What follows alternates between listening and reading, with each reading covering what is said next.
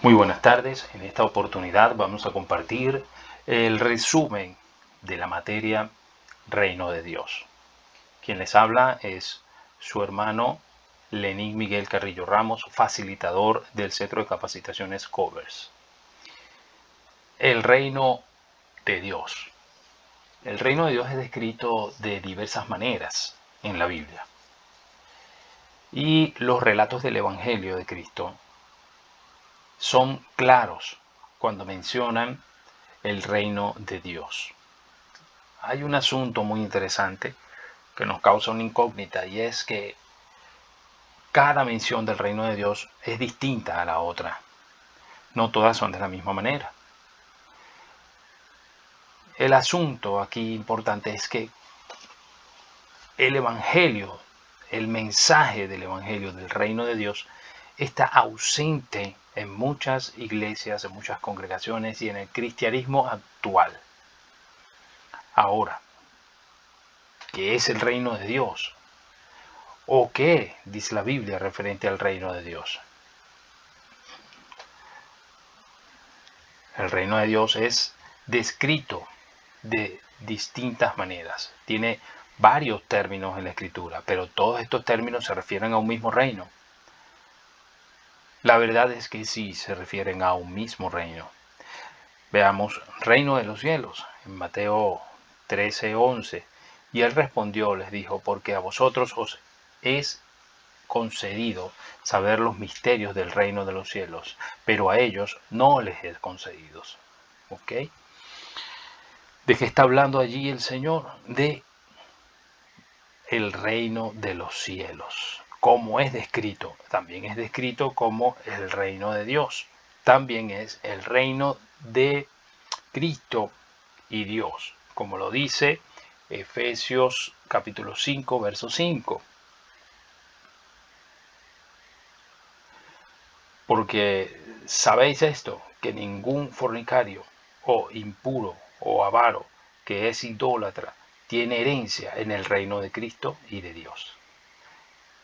Nadie os engañe con palabras vanas, porque por estas cosas viene la ira de Dios sobre los hijos de desobediencia. Dios tenga misericordia de nuestras vidas y de todo el mundo en general, porque no hay herencia para aquellos impuros y avaros y fornicarios en el reino de Cristo y de Dios. ¿Qué otro verso? Tenemos Apocalipsis, Apocalipsis 11:15. El séptimo ángel tocó trompeta, y se levantaron grandes voces en el cielo, que decían, el reino del mundo ha venido a ser el reino de nuestro Señor y de su Cristo, y él reinará por los siglos de los siglos. Todas estas palabras, todos estos versos, se refieren al mismo reino de Dios.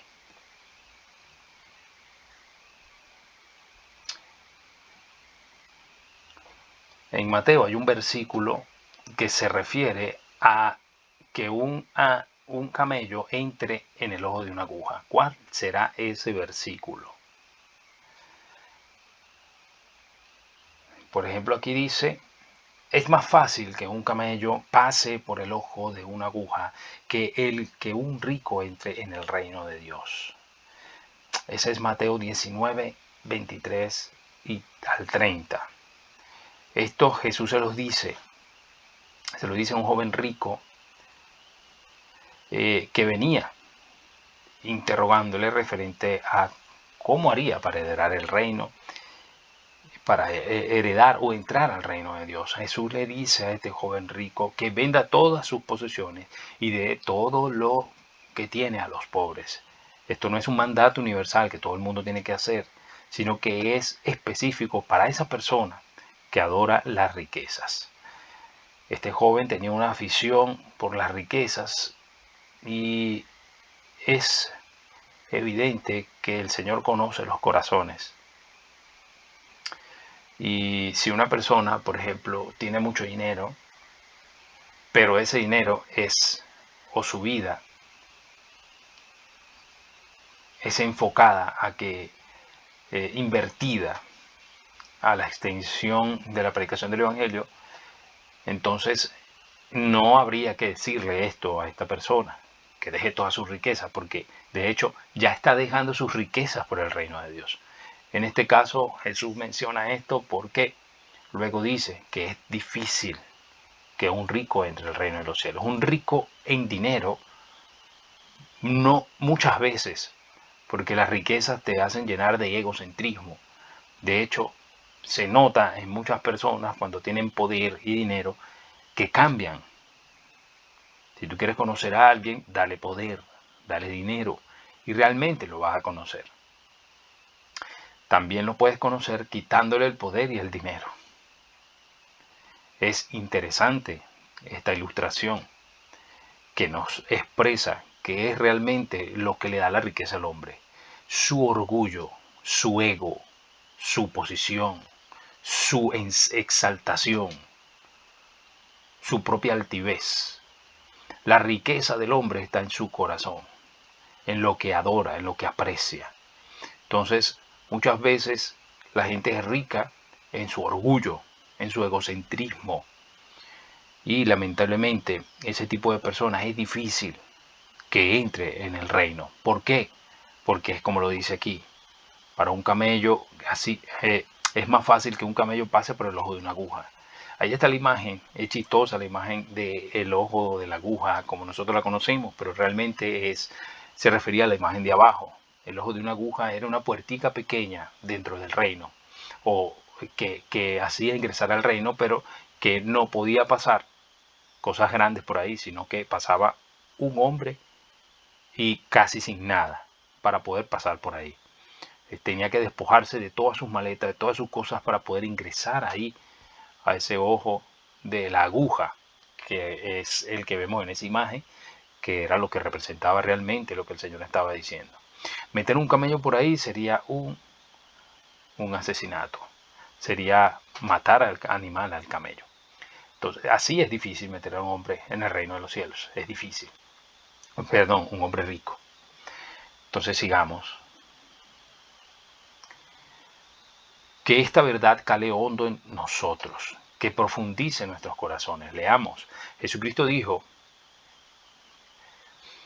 que uno de los principales propósitos para venir a la tierra era predicar acerca del reino de Dios. Esto era el Evangelio. ¿Qué es el Evangelio? El Evangelio era su mensaje. Es un mensaje, son las buenas nuevas, son las noticias más oportunas que hayan podido existir durante toda la eternidad y hasta la actualidad. ¿Okay? Este era el propósito del Señor Jesucristo. Esto era lo que lo guiaba. El Señor nos dice que debemos buscar primero su reino, porque el reino de Dios era su mensaje principal. Este mensaje es acerca del establecimiento literal del reino de Dios en la tierra y la segunda venida de Jesucristo. Es interesante saber esto. Es interesante conocer qué es el centro del mensaje de la palabra de Dios. Hay una cantidad inmensa de iglesias que conforman el cristianismo tradicional y conforman el cristianismo en diversas federaciones, concilios, que profesan religiones, que profesan la religión. Y ellos dicen que está basada, o su religión está basada en Jesucristo.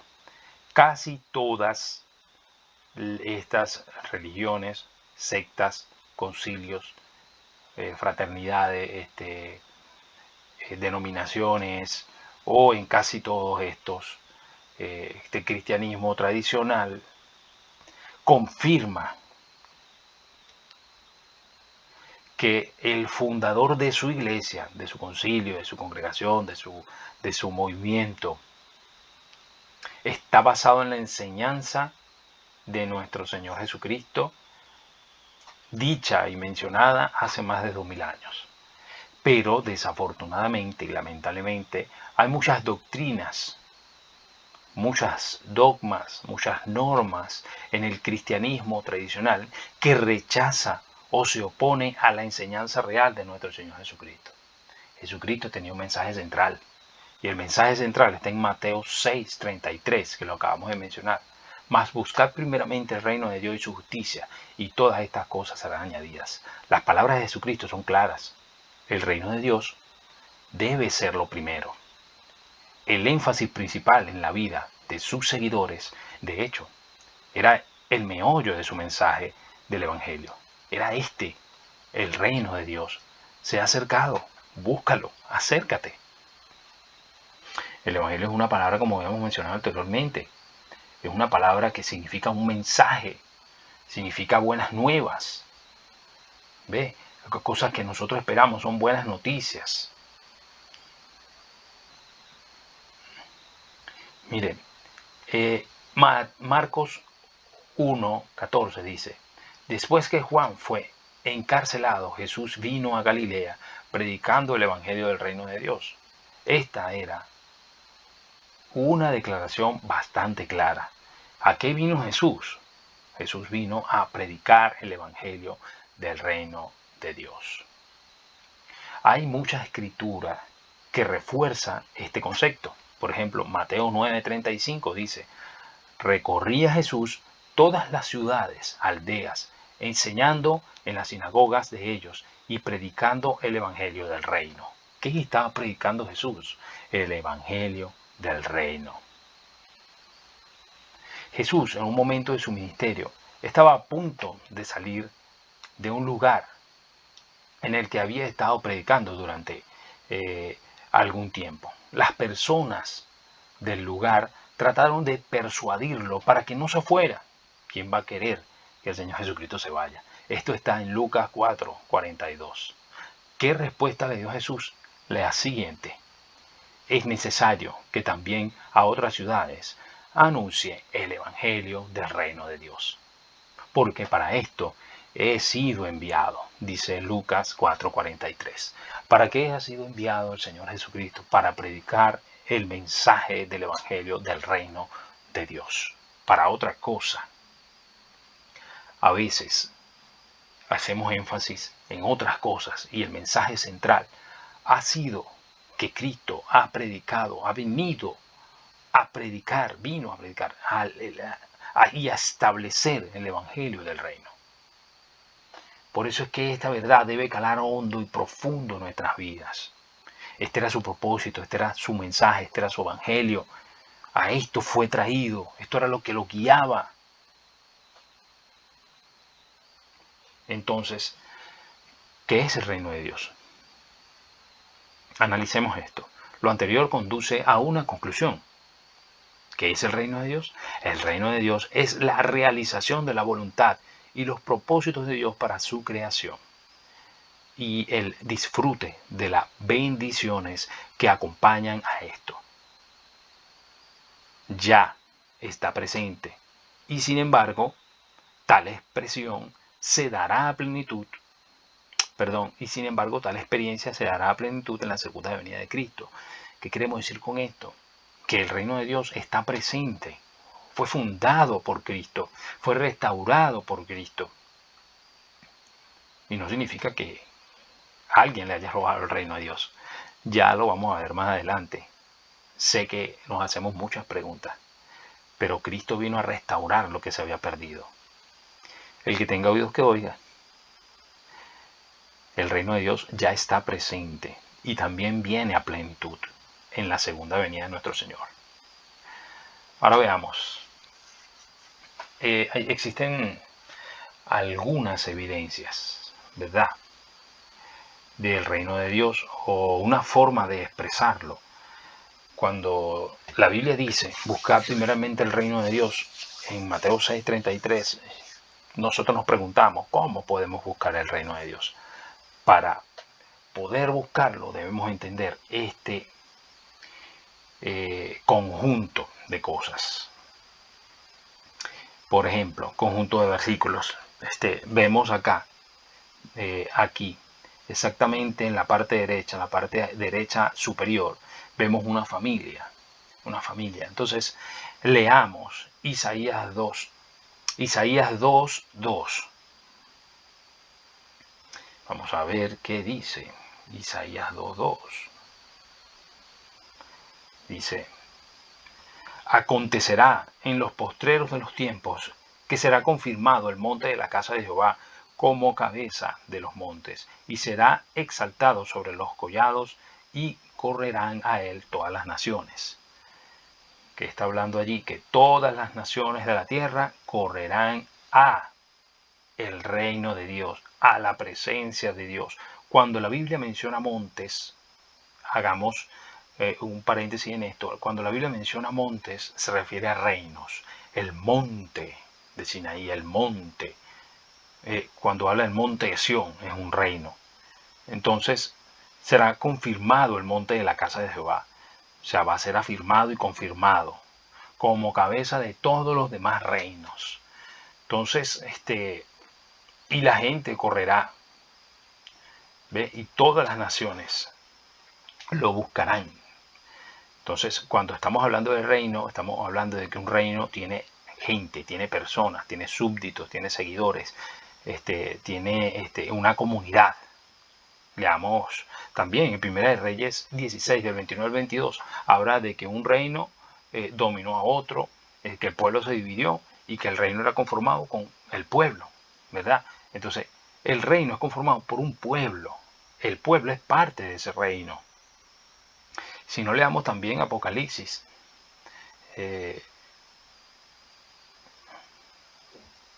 Apocalipsis 11:15. Vamos a ver qué dice. El séptimo ángel tocó la trompeta y se levantaron grandes voces en el cielo que decían: el reino del mundo ha venido a ser el reino de nuestro Señor y de su Cristo. Señores, la gente forma parte, la gente del mundo. Cuando se habla del mundo, aquí en este aspecto se habla: el reino del mundo ha venido a ser del reino de nuestro Señor Jesucristo. Él reinará por los siglos de los siglos. O sea, la gente es parte del reino. Existe gente que es parte del reino de las tinieblas y gente que es parte del reino de Dios. Cuando hablamos de buscar primeramente el reino de Dios y su justicia, debemos reconocer que debemos ser parte de esa comunidad del reino de Dios. Entonces vamos acá abajo, aquí, en donde está la corona, la parte de abajo, la parte derecha posterior, y leamos Primera de Samuel 8, del 1 al 5. A ver qué nos dice. Entonces, en 1 Samuel 8, del 1 al 5, se narra la historia, como los israelitas le piden a Samuel que les nombre un rey, ya que sus hijos no siguen sus pasos. Entonces, Israel estaba pidiendo un rey. En este caso, bueno, estaba ignorando o no tomando en cuenta el reinado de Dios en su vida, porque Dios reinaba sobre ellos. Y esto entristeció a Dios, ciertamente. Entonces, también lo podemos ver en Lucas capítulo 1, del 27 al 33.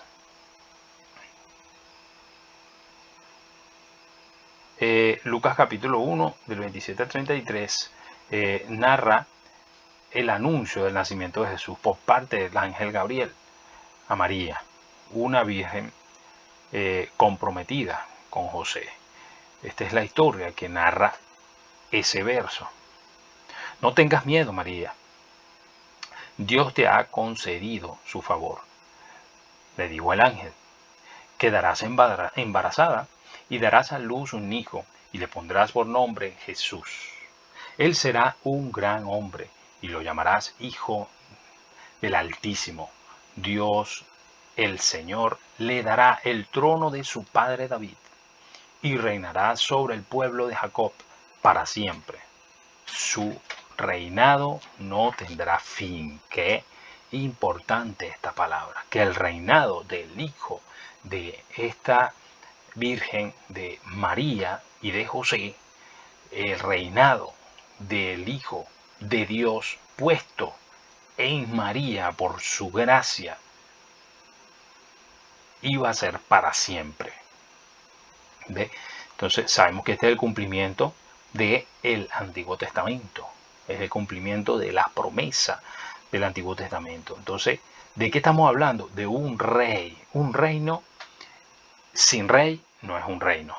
Está dividido, está deshecho, está destruido. Así que necesita un rey, necesita a alguien que reine para que exista un reino. Entonces, aparte de eso, tenemos también en la parte izquierda, aquí en la parte izquierda, la parte de abajo, la izquierda, tenemos a ver qué dice Esther. Así que vamos a leer ahí.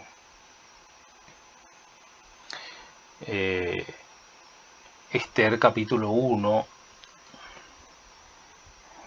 Vamos a ver qué dice. Aconteció en los días de Asuero, el Asuero que reinó desde la India hasta Etiopía, sobre 127 provincias. Mire, aquí hay que ser claros. ¿Qué está hablando aquí? Que un reino necesita un territorio geográfico. Señores, el territorio geográfico en nuestro caso es el mundo entero. El mundo es de Dios. El universo ha sido creado por el Señor. Solamente que nadie le robó nada a Dios, sino que Dios le delegó la autoridad al hombre, a Adán y a Eva, y si usted y yo hubiésemos estado ahí, también hubiésemos perdido esa autoridad. Entonces, ¿qué pasa? Que el reino en el mundo se le fue dado a Satanás, y por la misericordia de Dios ha sido restaurada por Cristo. Y eso no fue fácil, eso fue con una serie de acontecimientos que llevaron profecías y palabras y guías y correcciones que llevaron al cumplimiento de esa palabra.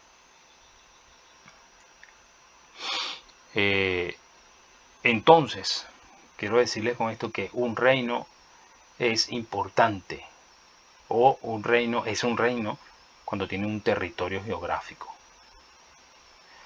¿Qué más tiene un reino? Un reino tiene una ley, una palabra.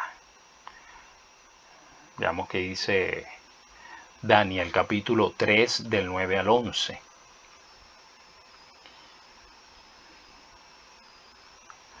Un reino necesita una ley.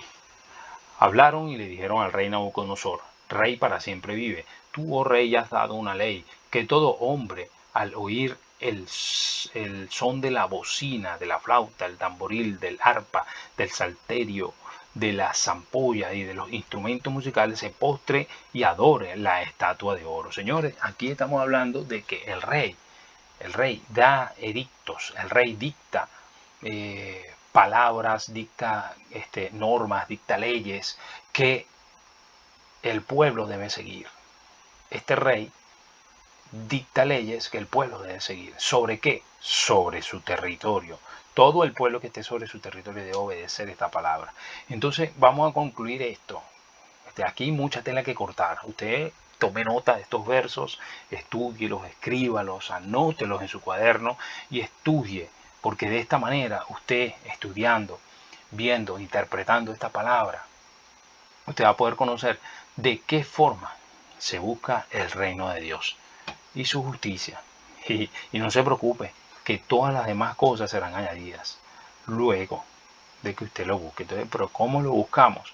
Siendo parte de ese reino, arrepintiéndonos de ser, de estar del lado contrario a Dios y reconciliándonos con Él, porque eso es que estamos llamados a ser reconciliados por Dios. Y una vez que estamos reconciliados, estamos llamados a reconciliar a otros con Dios.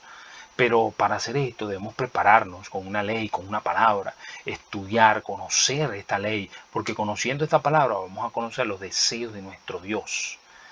Vamos a conocer la palabra de nuestro Dios. Y a su vez también en oración y en comunión con nuestro Rey vamos a conocerlo. Y Él nos va a dirigir, pero nunca fuera de esta palabra, porque su palabra era ley. Su palabra es ley. Y Él no es un hombre para arrepentirse, dice la Biblia. No, Él da su palabra y Él la cumple. Y además de eso, buscamos el reino de Dios conquistando territorios que han sido dominados por entes espirituales diabólicas contrarias a la palabra de Dios, contrarios a Dios, y que bueno, nosotros debemos alcanzar. Así hay mucha gente entregada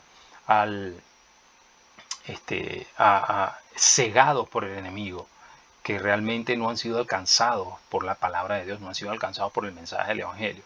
Muchas veces porque muchos de los que están aquí y son parte de este reino no entienden la palabra, no entienden el mensaje, no entienden que son ciudadanos de un reino. Hay algunos que sienten que son ciudadanos de un reino, pero se quedan siendo ciudadanos, pero no hacen nada por alcanzar. Entonces no están cumpliendo con la ley y tampoco están cumpliendo con el rey. Entonces están aquí ocupando un espacio y no siendo diligentes a la palabra de Dios. Y Dios es claro referente a esto. Es claro referente a ese tipo de personas que no obedece a Dios. Nosotros tenemos un llamado bien importante y es buscar el reino de Dios, su justicia, y eso incluye todo. Ser parte, conocer su ley para ser ciudadano, conocer a Dios y al rey y alcanzar territorio, conocer que de Dios es la tierra y su plenitud, pero debemos alcanzar a la gente que no conoce a Cristo. Entonces, de esta forma se busca el reino de Dios. No es que usted va a llegar y, no, busca el reino de Dios, vamos para la iglesia. Estamos equivocados, porque el reino de Dios no es la iglesia. Lo vamos a ver más adelante. Ahora, ¿qué tiene que ver la iglesia? La misión implica extendernos a todas las etnias de la tierra, ocupándonos de los diferentes aspectos de la vida de la gente. Voy a hacer un paréntesis aquí. Extendernos a todas las etnias de la tierra. Etnias es una palabra que se usa para identificar o para hablar sobre una nación. Una nación no es lo que nosotros conocemos como países. Eso lo estableció el hombre, esas divisiones entre países, pero la verdad es que una nación, una etnia, es es una cultura, una población, es una población que tiene una cultura, tiene una lengua, tiene rasgos, tiene formas de vivir que son diferentes a otras. Es decir, usted en un país, o por lo menos en Venezuela, existen más de 40 etnias, muchas más, muchas, diferentes, con diferentes estilos de vida. Cada una de esas etnias es una nación. ¿Ve? Entonces, ocuparnos de diferentes aspectos de la vida del hombre, diferentes aspectos, mira, aspectos de economía, aspectos de comunicación, aspectos de belleza, aspectos de deporte, aspectos de gobierno, aspectos de política, diferentes cosas que forman su ley, forman parte de la vida del hombre. Entonces, la iglesia está llamada a ocupar esos espacios. La familia es importante. Y luego más adelante vamos a estudiar lo que es las esferas de la sociedad, las esferas de influencia en la sociedad. ¿Cuál es nuestro deber? Ser embajadores en estas esferas. Entonces, ocupar estos espacios es importante. Somos iglesia y no estamos siendo llamados a ocupar un espacio, un territorio de unos cuantos metros cuadrados donde nos congregamos y de ahí nos salimos. No, estamos llamados mucho más allá, como dice Hechos capítulo 1, verso 8, y recibiréis poder cuando haya venido el Espíritu Santo sobre vosotros, y me seréis testigo en Jerusalén, luego en Judea, luego en Samaria, y hasta lo último de la tierra. Señores, si alguno tiene el Espíritu Santo de Dios, ha recibido un poder, y ese poder no va a hacer que se quede allí en la congregación. Si no tiene entonces este poder, quédese en la congregación hasta que lo reciba. Eso es lo que pasa. Entonces debemos procurar orar a Dios y recibir el poder de Dios, su llamado. Si alguno dice tener el Espíritu Santo de Dios, no está clavado en la iglesia peleándose por un cargo o por un estatus o buscando algún beneficio, sino que no es para sí, sino que busca el beneficio para el reino de Dios. Puedes seguir leyendo. La iglesia es el agente de la misión. O sea, ¿qué quiero decir con esto? La iglesia es su meta. No es su meta, perdón. La iglesia no es la meta. La iglesia es el camino hacia la meta. A veces usamos la iglesia como el fin y no como el medio. Cuando yo digo que la iglesia es su agente, porque es un agente para realizar una misión, para poder alcanzar una meta, que no es llevar a la gente a la iglesia, es llevar a la gente a los pies de Cristo. Así, entonces, es parte de la iglesia. Entendiendo el concepto de iglesia. El concepto de iglesia es que es una asamblea, es una comunidad de mucha gente, no es una estructura. Y eso creo que ya lo conocemos. Pero muchas veces cuesta desaprender muchas cosas que durante años se han venido trabajando para aprender la realidad del mensaje del Evangelio de Cristo. La iglesia no es una estructura. La estructura es un lugar de reunión. Pero realmente la iglesia es los que se reúnen y los que son parte de la comunidad del reino de Dios. Esa es la iglesia. La iglesia es su comunidad. La iglesia no es el reino de Dios. La iglesia es la comunidad del reino que participa en la misión universal y transcultural. Porque a veces nos quedamos en un solo lado. Debemos alcanzar otras culturas que no han sido alcanzadas. Busque usted en internet qué cultura no ha sido alcanzada con el Evangelio. Qué cultura o qué país o qué región no ha sido alcanzada con el Evangelio de Cristo. Y usted verá. Bueno, hasta aquí esta primera parte. Espero que puedan indagar, tomar nota y seguir adelante con este estudio. Dios me lo bendiga.